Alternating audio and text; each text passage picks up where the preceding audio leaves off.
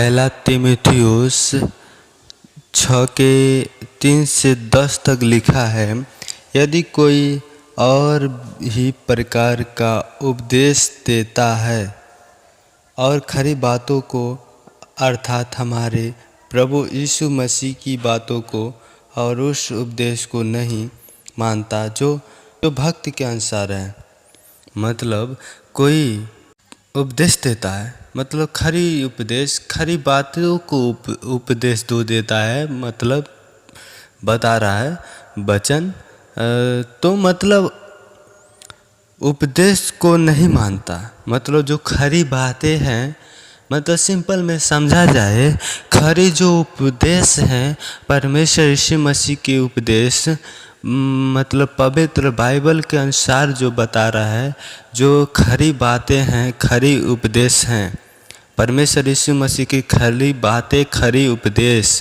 जो देता है, मतलब अगर जो भक्ति के अनुसार है, मतलब कह रहा है जो भक्ति के अनुसार खरी उपदेश है, खरी बातें हैं, अगर कोई नहीं मानता उसके विषय में कह रहा है तो वह अभिमानी हो गया। तो क्या हो गया है?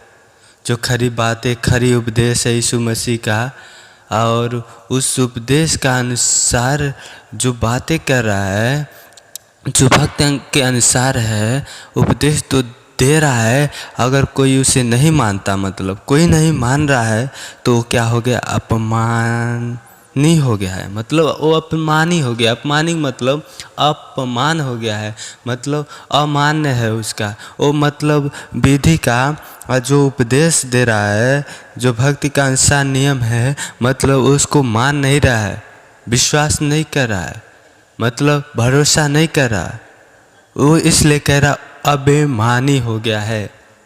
मतलब अगर कोई मानता है तो मानता है, इसको कहते हैं कि मान रहा है। अगर कोई नहीं मानता है तो इसलिए वचन कह रहा है कि वो अभिमानी हो गया है और कुछ भी नहीं जानता। और जब अभिमानी हो जाता है तब मतलब कुछ नहीं जानता है, मतलब वही कह रहा है वो अभिमानी हो गया, जो भक्ति के अनुसार जो भी उपदेश को नहीं मानता वो क्या है? अभिमानी हो गया है, मतलब और कह रहा है कि वचन वो और कुछ नहीं जानता। मतलब वो जब जो इंसान जो व्यक्ति मतलब अभिमानी हो गया है, मतलब मान नहीं रहा है वचन को, भक्ति के अनुसार जो नियम है, जो उपदेश है, जो खरी बातें हैं, मतलब उसको नहीं मान रहा है, जो बाइबल के अनुसार है, जो भक्ति के अनुसार जो भी नियम है, जो भी खरी बातें हैं, जो खरी उपदेश है, उसको नहीं मान रहा है, तो क्या हो गया? अभिमानी हो गया है और कुछ नहीं जानता। वरन जिससे क्या कह रहा है आगे? वरन उसे विवाद और शब्दों पर तर्क करने का रोग है। हालेलुया। मतलब कह रहा है कि मतलब उससे क्या हो गया है? वरन उससे विवाद और शब्दों पर तर्क करने का रोग है। और आगे भी बता रहा है, जिससे डाह और झगड़े और निंदा की बातें और बुरे बुरे संदेह, मतलब जब उसके अंदर क्या आता है, सिंपल में समझा जाए, वरन उसे विवाद और शब्दों पर तर्क करने का रोग है। मतलब तब उसे क्या हो गया है? विवाद और शब्दों पर तर्क करने का उसे रोग हो गया है। मतलब बाइबल वचन कह रहा है पहला तीमुथियुस 6 के 4 में कह रहा है कि उसके मतलब तर्क करने का, शब्दों का तर्क करने का रोग गया है। फिर से हम बोल रहे हैं, वरन उससे विवाद और शब्दों का तर्क करने का रोग है, मतलब रोग हो गया है।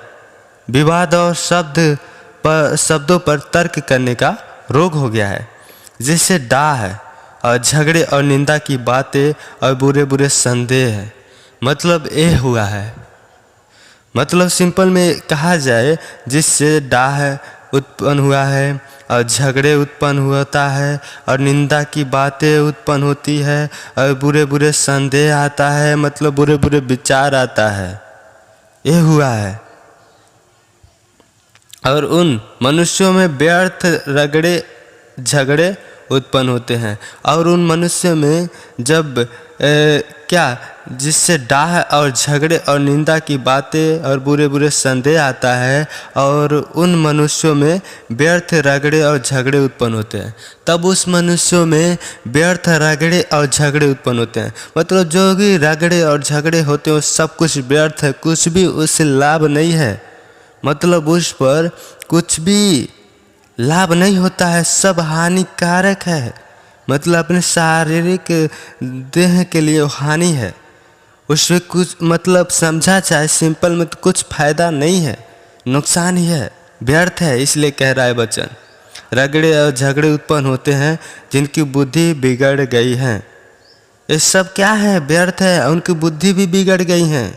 मतलब बुद्धि सही नहीं है, सही काम नहीं कर रही है, सही तरीके से काम नहीं कर रही हैं। वो बुद्धि क्या हो गई है? मतलब बिगड़ गई हैं, गलत तरीके से वो यूज हो रही है, गलत काम कर रही है। मतलब बुद्धि सही नहीं है कि सही तरीके से काम करे। इसलिए कह रहा है कि उनकी बुद्धि बिगड़ गई है और वे सत्य से विहीन हो गए हैं। मतलब वो सत्य से क्या हो गए? विहीन हो गए। मतलब सत्य से क्या हो गए हैं? मुंह मोड़ लिए हैं। सत्य को क्या किए हैं? तुच्छ समझे, तुच्छ जाने हैं, कुछ समझ नहीं रहे हैं सत्य को, कुछ भी उनको पता नहीं है सत्य के विषय में। सत्य का क्या चीज़ है? सत्य से वो रहित हो गए हैं, अनजान हो गए हैं। मतलब समझा जाए तो सत्य से बेहीन हो गए हैं। मतलब ये भी कहा जाए सत्य से बहक गए हैं, भटक चुके हैं।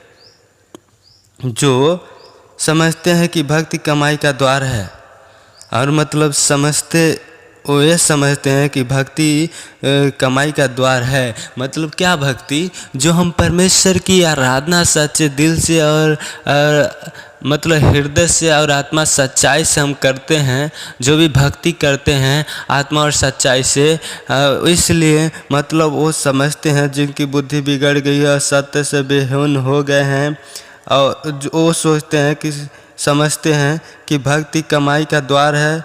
और मतलब पर आगे देखिए क्या कह रहा है 6वां वचन में, 1 तीमुथियुस के 6 में क्या लिख रहा है, बता रहा है। देखिए, पर संतोष सहित भक्ति बड़ी कमाई है। हालेलुया। लेकिन उनका सोचना भी ये खराब है, उनका सोचना भी ये गलत है। उनका विचार, उनका संदेश जो मन में आया है कि वो समझते हैं कि भक्ति कमाई का द्वार है, लेकिन ये सब गलत है।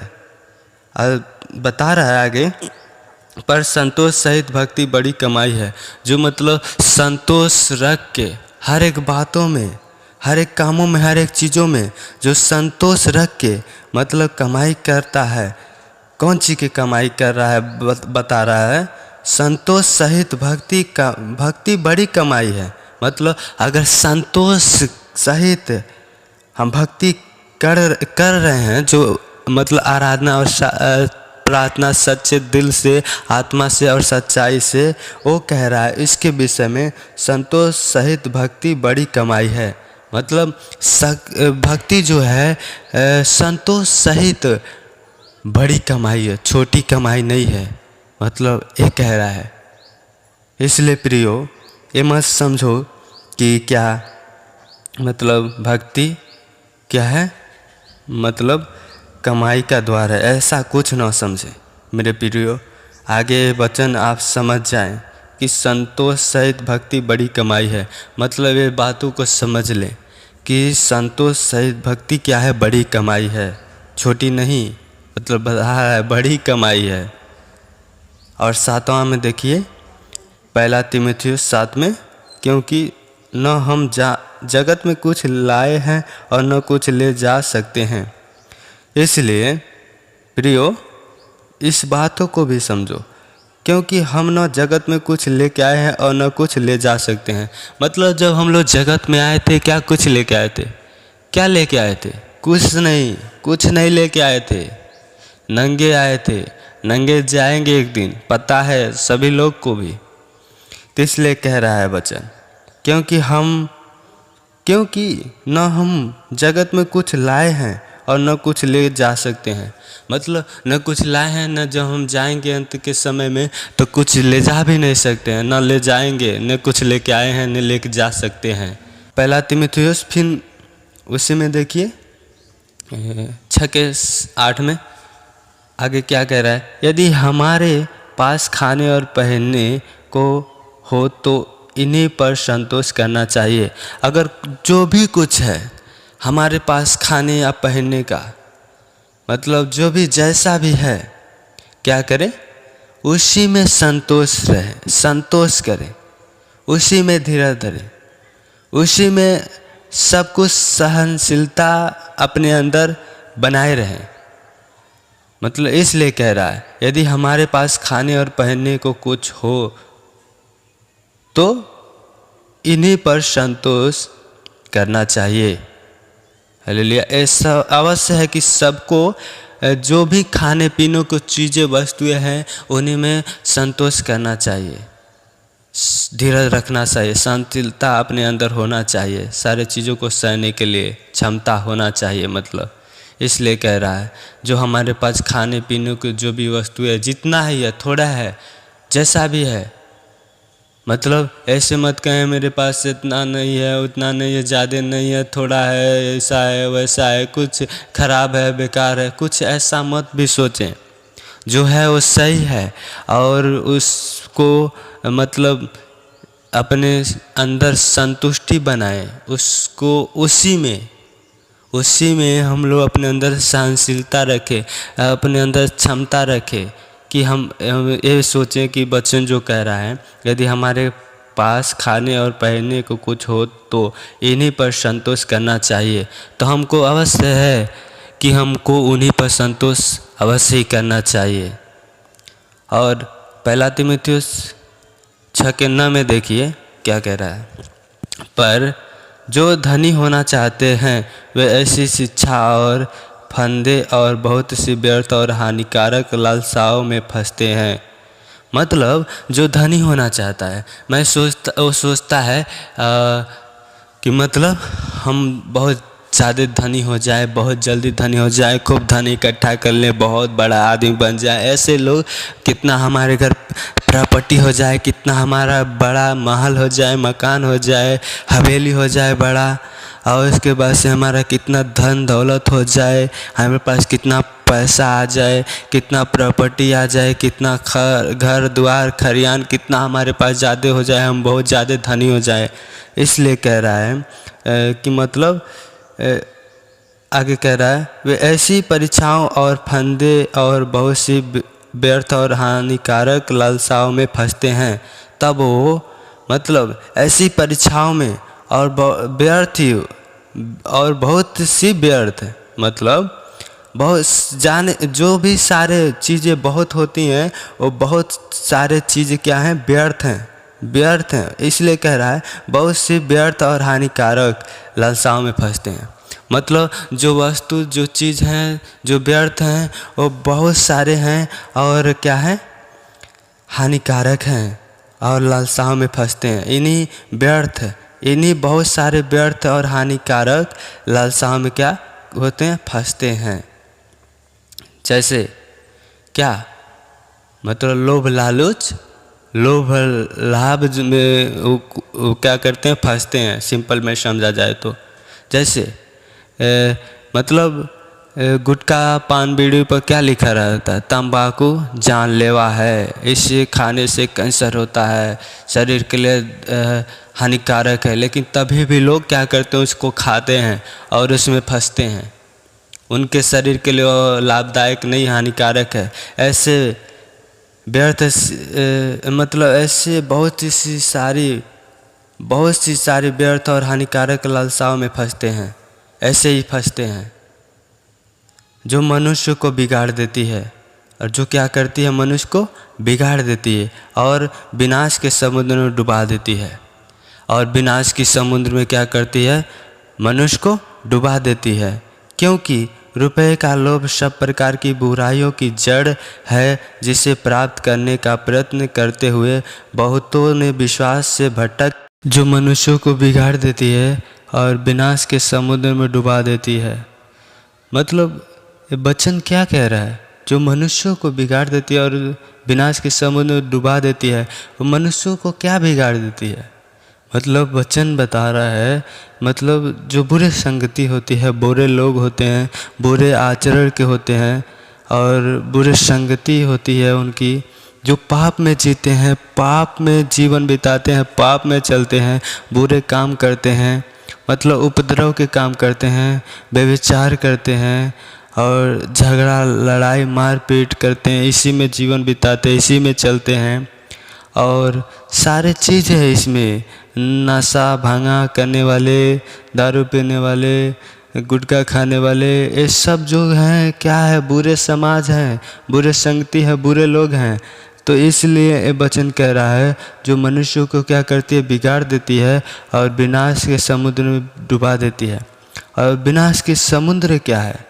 यही तो है विनाश के समुद्र कि व्यभिचार करना, चोरी करना, हत्या करना, लड़ाई करना, झगड़ा करना, मार करना और गंदे गंदे काम करना, बुरे विचार, बुरे ख्याल, बुरे संगति, बुरे सोच, बुरे स्वभाव, अपने मुख से गालियाँ देना, गाली बकना या शराब देना, ये सारे मतलब गंदे काम करना और बुरे काम करना, बुरे संगति में चलना, बुरे रास्ते पर चलना, बुरे जीवन जीना और पाप में जीना, पाप में जीवन बिताना, पाप करना, व्यभिचार करना, चोरी करना, हत्या मर्डर करना, यही तो सब है विनाश के समुद्र।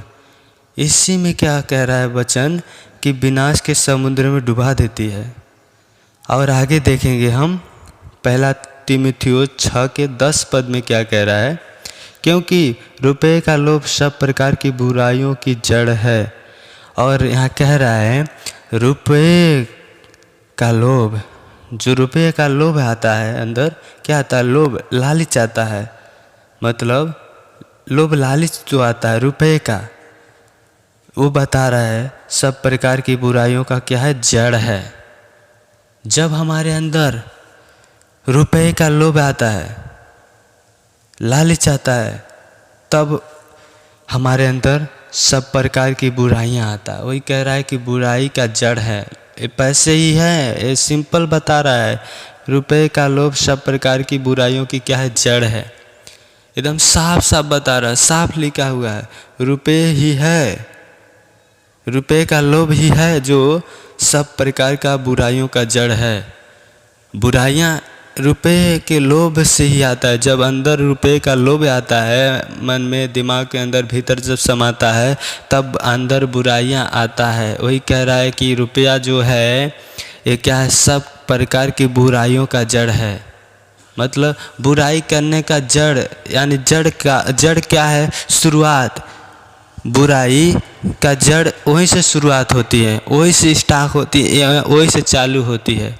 जैसे पेड़ क्या होता है? जब पेड़ का शाखा जो होता है, जहाँ उसको लगाया जाता है तो धीरे धीरे क्या करता है? बढ़ता है, उसका शोर क्या होता है? फैलता है।